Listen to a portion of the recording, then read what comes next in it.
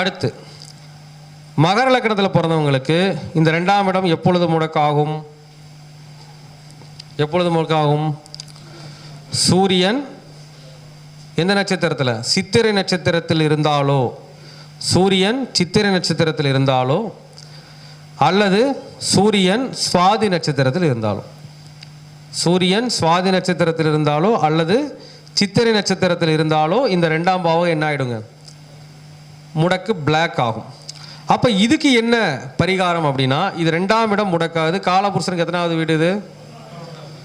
இப்போ 11ஆம் வீடுன்னா என்ன சொல்லலாம்? கும்பம் தான் என்னங்க? அடிமை விலங்குகள். அப்போ என்ன பண்ணலாம்? அவங்க ரெகுலராகவே வாயில்லா ஜீவன்களுக்கு என்ன பண்ணலாம்? உணவளிக்கலாம். முக்கியமாக அடிமை விலங்குகள், தெருநாய்கள், தெருப்பூனைகள். அப்போ தெருநாய்கள் தெருப்பூனைகளுக்கு என்ன பண்ணலாம்? உணவளிக்கலாம்.